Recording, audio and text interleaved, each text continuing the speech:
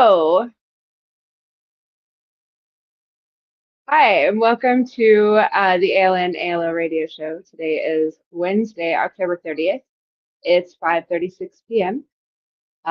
Pacific here in Phoenix, Arizona, which is where I'm located right now. I am just adding the stream to the live page. And we're going to get started on lesson two of Common Sense. Well, it takes from Common Sense and Chess. So here. We go over to the live page and I'll start sharing that again so that you can follow along. And so here we go. So yeah, AutumnLeavesNews.com got a makeover. We'll be relaunching officially tomorrow. Check the sound. .com got a makeover. Okay. So we're going to be going over what I streamed on Tuesday. I had some sound issues. So that was page 36, actually, right here. 38. It's 36 in the document that I have on the live page, but it's actually page 38 of Emmanuel Lasker's Common Sense in Chess.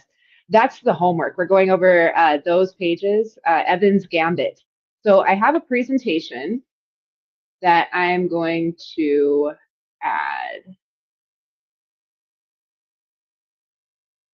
in here.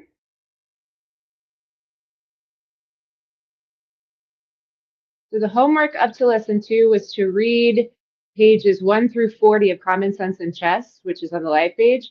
And then we're going to go over the last 4 pages of that, which is Evan's Gambit. And welcome to Chess Lessons with Meowie, Part 2.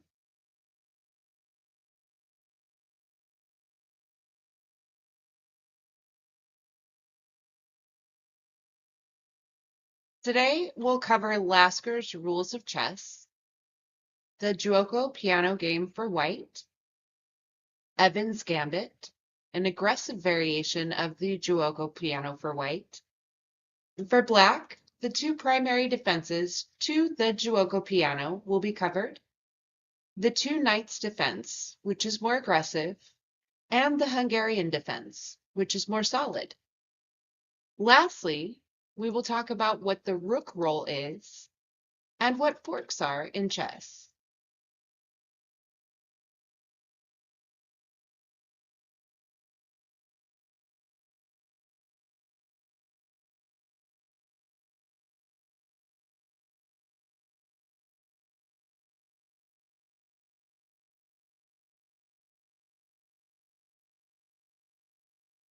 But at the E and D pawn,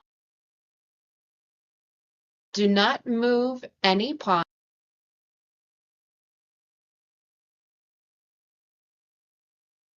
And you get this right at the beginning of the slide. Okay, there we go.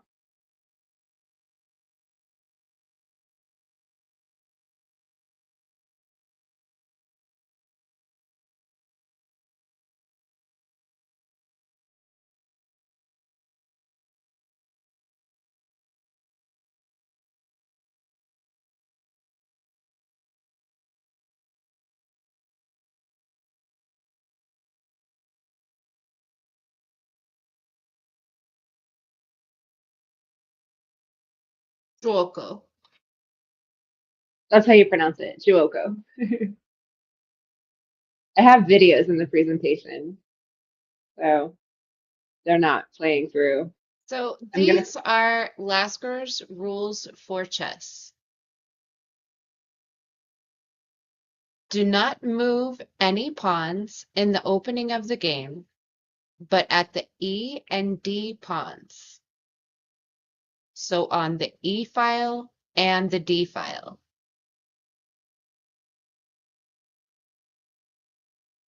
Do not move any piece twice in the opening, but put it at once upon the right square.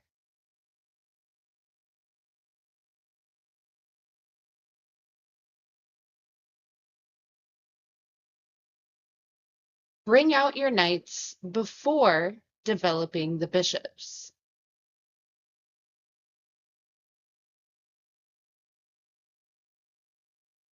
Do not pin the opponent's king knight before your opponent has castled.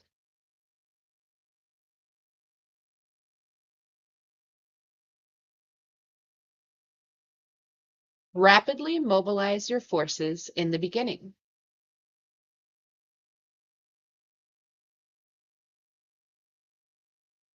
Six moves should be devoted to developing the center pawns, two knights, and bishops.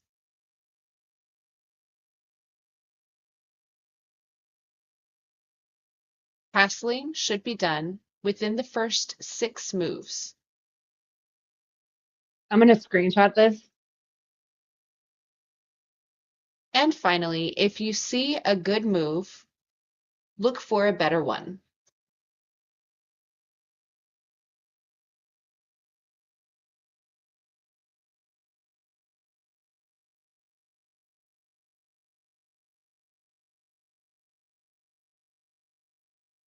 The gioco piano game, pictured with notation, translates from Italian into the quiet game.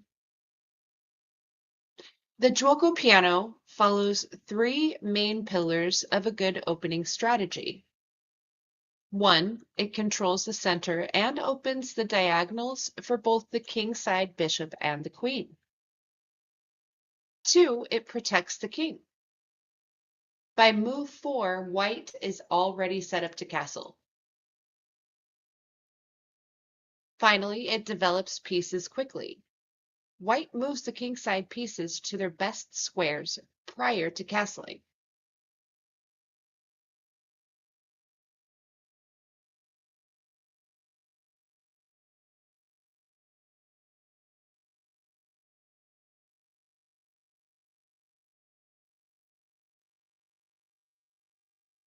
Okay, so that's the notation for the Gioco piano game. If you wanted to copy that down, if you can see it, it should clear up here in a sec. I do apologize for my internet, but there's a video that I wanted to show for this, for Evan's Gambit. So we're going to share that video right now. I'm going to pause this. Actually, I'll get it to where, let's see, I think the end was at the Hungarian defense. No. Picture. Okay, so I'm going to share this video really quickly.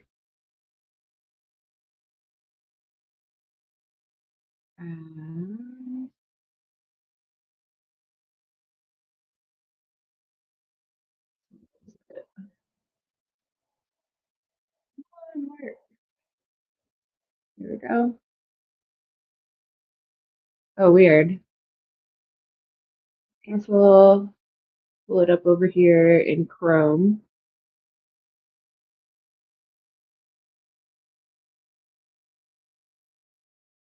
All right.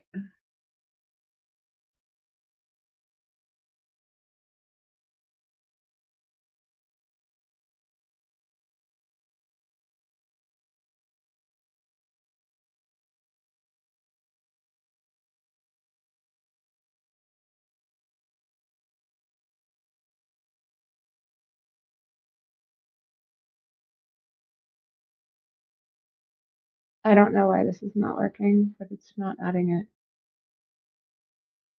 Remove. Okay, there we go. Really excited to share with you an aggressive and universal opening for white. Why am I saying that this is a universal opening? Because you don't need to study Rilo Pass or Italian game, the Two Knights game, and a number of other openings that you typically need to know if you're going to play pawn e4 on the first move, but we're narrowing it down to the single aggressive opening variation called the Evans Gambit. Now, the Evans Gambit occurs after the first moves pawn e4, black responds with their pawn to e5, and then after knight f3, knight c6, bishop c4, bishop c5, instead of the classical lines such as pawn c3 or knight to c3, we're going to gambit our pawn by playing pawn b4, trying to transition into the attack right out of the gate. Now, this opening is not really loved by the modern professionals because indeed, playing this against a guy like Carlsen or Caruana who knows all the opening theory up to the move 20 or sometimes even 30, and they analyze it with their supercomputers for weeks and months. Yeah, I mean, sacrificing the pawn is risky against them, but that certainly does not relate to you playing against other chess lovers. And those on this amateur level, this opening is gonna work wonders for you, and it's gonna work tremendously well.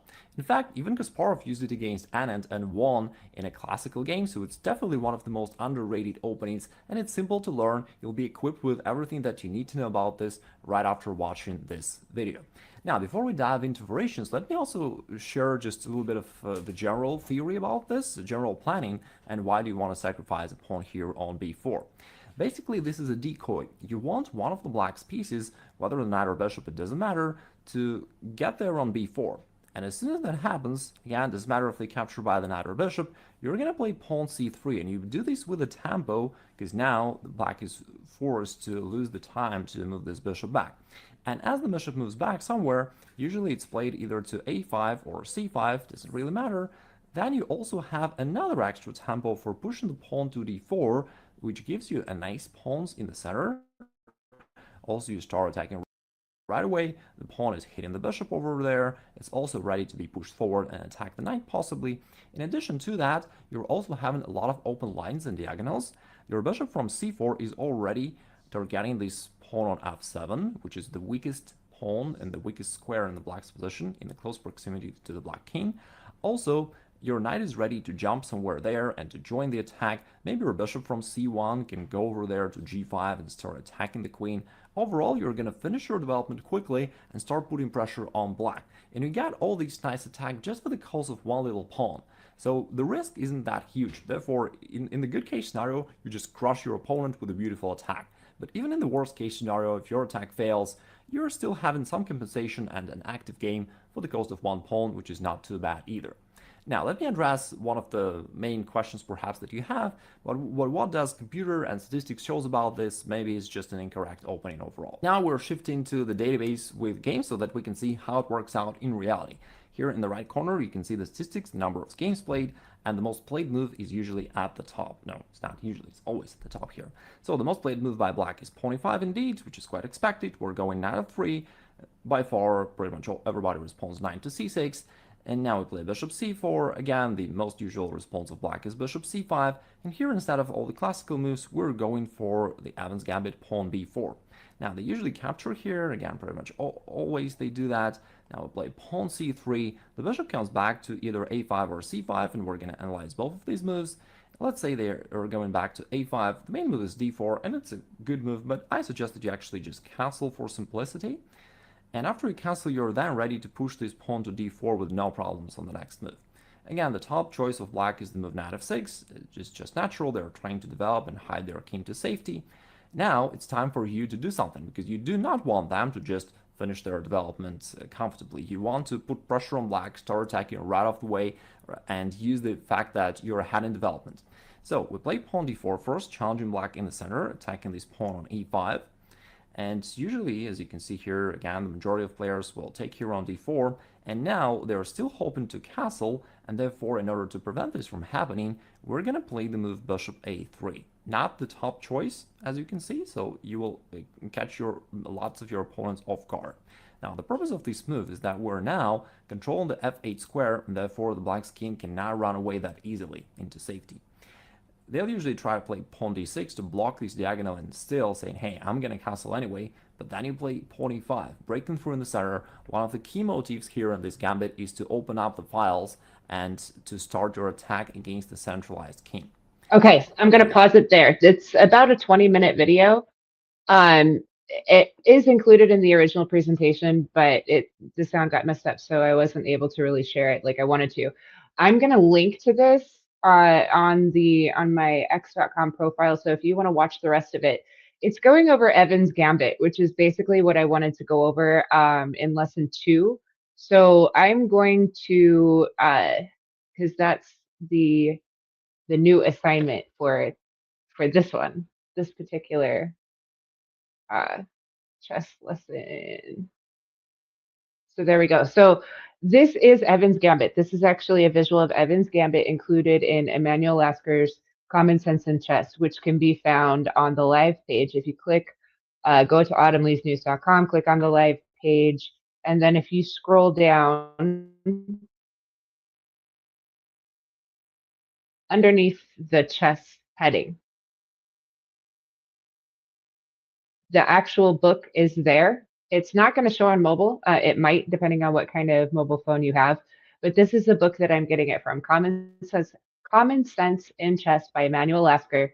If you type 38 in that box, it will take you to page 40 in the book. It's actually going to be, let's see. So then you need to type in page 36. So if you type in page 36 in this box here, it'll take you to the diagram. For this week, the homework assignment is to go to page 36 in Emanuel Lasker's Common Sense in Chess, recreate this diagram here at lichess.org, board editor.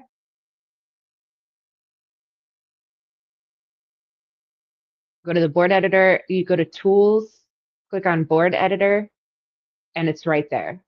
So you recreate this diagram right here at lichess.org. And I'm going to post that again. I think I posted it a few days ago. I'm going to actually repost that now. Let's see. Let me go down. Here we go. Okay. So this is going to be tonight's homework, actually, since last Tuesday got messed up. So you have until Tuesday to mess around with this. And really all it is just recreating Evans Gambit from position and playing a few games. So once you've recreated it, basically what you do, like say you wanted to like start from here, you would click continue from here and then play against the computer. And then you can choose if you want to play as black, if you want the computer to choose if you're playing as black or white, or if you want to play as white, and then you play. So that's how you do that. So I went ahead and I posted that on my x.com account underneath this stream. So that's learning Evans Gambit. So we're going to go back to this right now. And this should be getting close to the defenses here.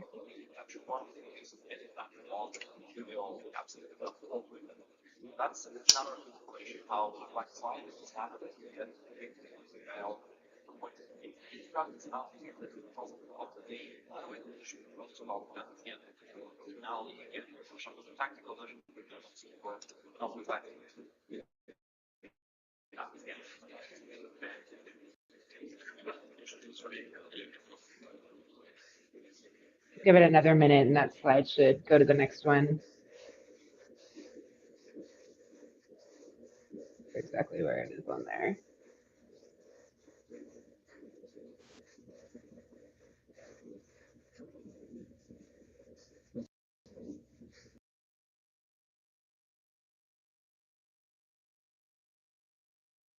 Okay.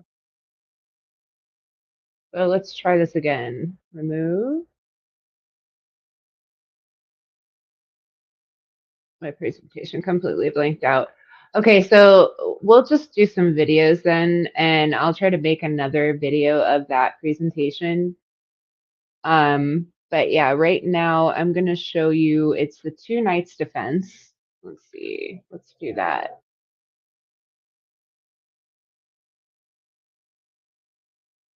I'll find a video on that really quick.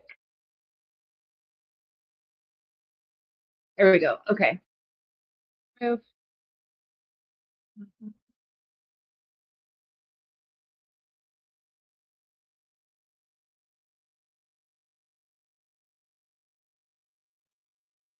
Okay. So the two knights defense. This was part of the agenda here. So that is pictured right here. That's the chess notation for the two knights defense. This is what it looks like. The two knights defense is one of Black's possible responses to the Italian game or to the Giuoco piano, an opening White can play after starting with e4. It's one of the oldest defenses in chess, dating as far back as the 1500s. This opening is suitable for players of all strength levels and is very common among beginners. So there's the two knights defense.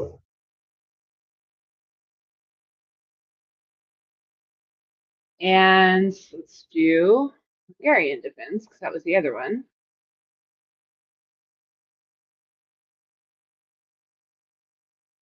So another one, another variation for the Giuoco Piano is the Hungarian defense. A little less aggressive. That's the notation there, and that's what it looks like on the board. In the Hungarian defense, black meets the aggressive bishop c4 with the quiet developing move bishop e7. White will gain space in the center, and black must be ready to defend a cramped position. So you don't really need too much chess theory or knowledge or skill to play the Hungarian defense. It is not as aggressive as the two knights defense. So you may prefer to play more aggressively. It's entirely up to you. It depends on who you're playing, of course, but that is the Hungarian defense.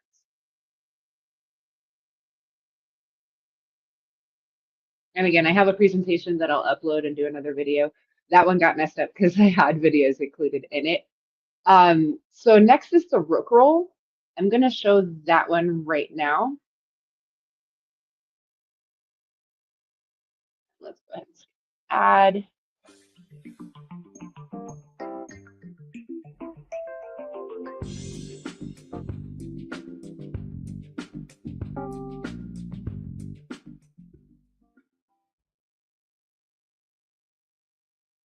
Hello, this is FIDE Master Todd Andrews again, broadcasting to you from the Nashville Chess Center in Nashville, Tennessee.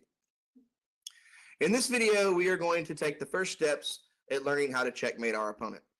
If you aren't able to checkmate your opponent, then you can't win a game of chess. It's the ultimate goal of every game, is to eventually trap his king so he has no safe squares to go while he is in check, or in other words, under attack. Look at the diagram in front of you.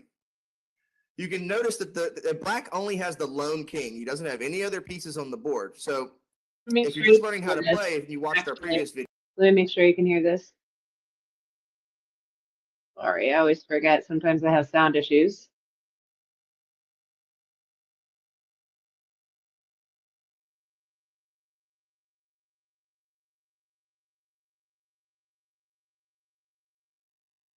Yeah, it sounds like there's no sound coming through.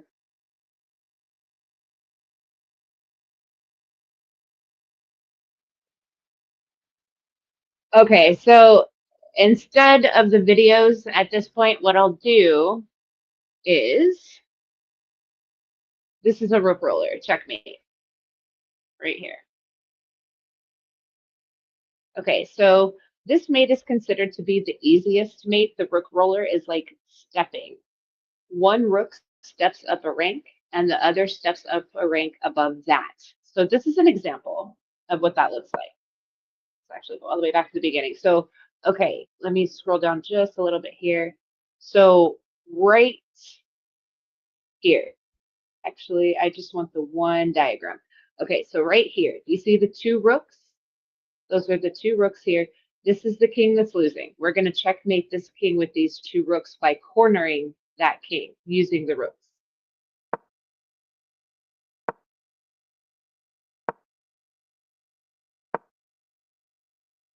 And just remember, the king can only move one space at a time.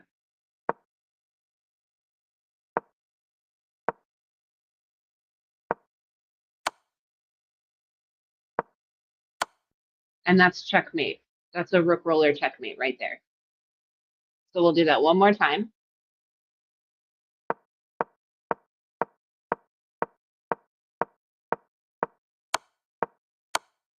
Okay, now the last one was a fork.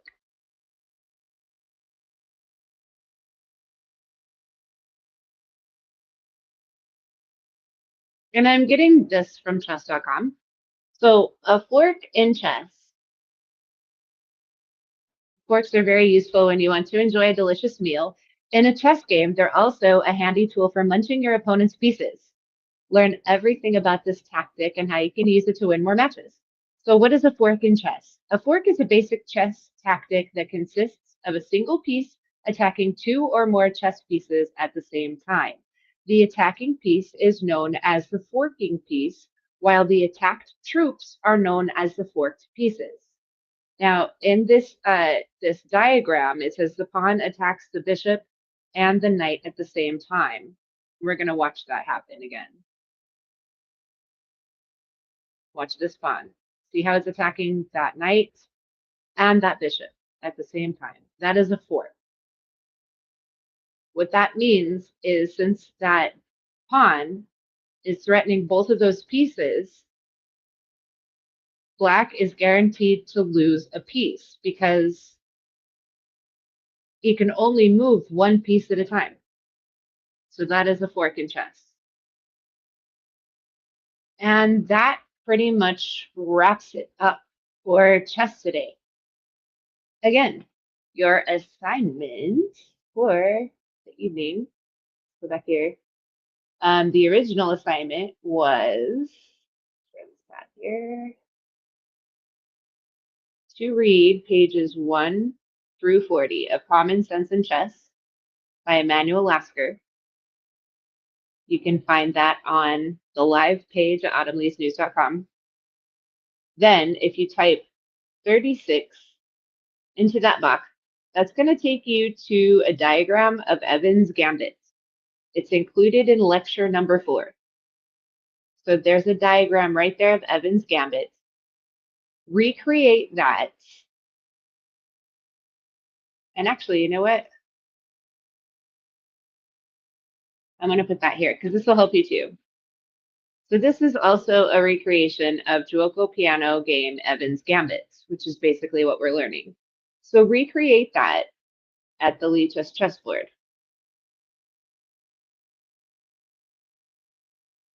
And I'm going to post that again on my social media page.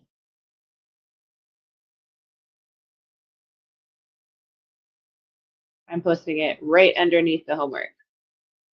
So you can find what Evans' Gambit looks like either by visiting chess.com Giuoco Piano Game Evans' Gambit, where it includes the notation as well as a visual of it, or you can find it by visiting autumnleafsnews.com, clicking on the live page and typing 36 in this little box in the Common Sense in Chess document, and you'll find a diagram of it there.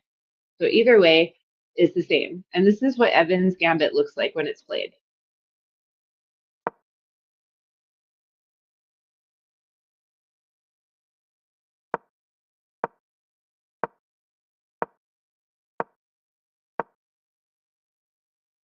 So there it is. So we'll see that. Look at that just one more time.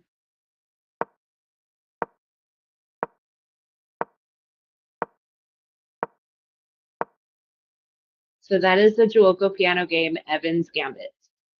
And you can recreate that right here.